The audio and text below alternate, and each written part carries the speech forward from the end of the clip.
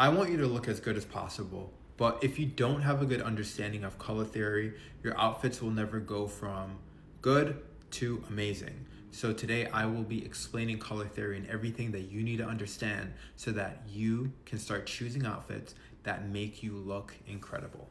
So the three concepts you need to understand are contrast, undertone, and depth. And the first one, contrast, is pretty easy to understand.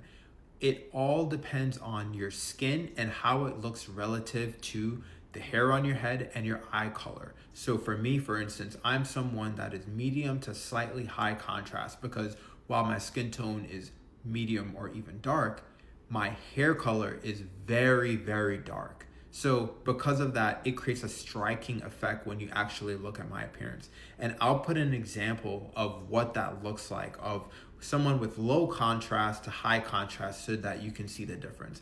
And again, this has nothing to do with looks or attractiveness or perceived attractiveness. It just has to do with the quality and color of your skin and hair and eyes such that it either creates a striking look or it's more homogeneous. So for instance, and generally, white people that tend to have lighter features, so let's say they have blue eyes and blonde hair, all of these lighter features, they would tend to be lower contrast. But instead, if you were to look at someone that has, really dark hair or really dark features in general, and they have, let's call it slightly lighter skin, then they typically will have a higher contrast. It just is what it is.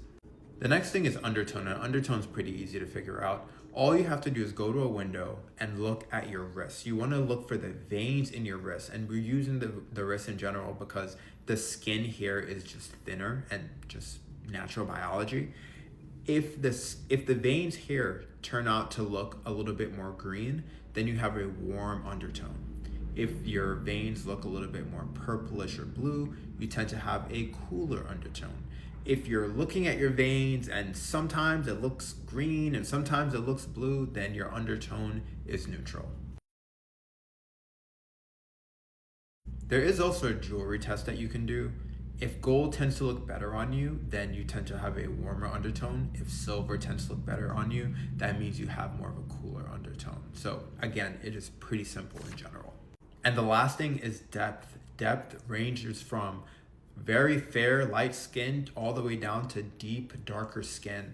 And it is divided into 6 different categories. And I'll put up some kind of chart right here so that you can see, so that you can determine where you land. For me, and for the purposes of this video, I am more of a medium to deep, so I would put myself in Fitzpatrick 5. So what we'll do now is I'll show you an example of a bad outfit and a good outfit, not in the sense of the actual clothes, but the coloring. So this is a picture of myself when I was in France, and you can see that I chose to wear an outfit that was more gray. And unfortunately, this is a bad outfit for me because these colors do not support my undertone and the depth of my skin. Because the colors I really should be shooting for is olive green, for example, like a sort of like this, maybe a deep navy, a mocha, like kind of like this color up here, like this mocha color, maybe a deeper tan. Cream would work really well, especially if I'm trying to create that contrast as well. That would work, fantastic. So if I wore something like that instead, the outfit would look much more elevated, much more elegant. And it could be the same exact style, frankly, but it would look much more impactful for me.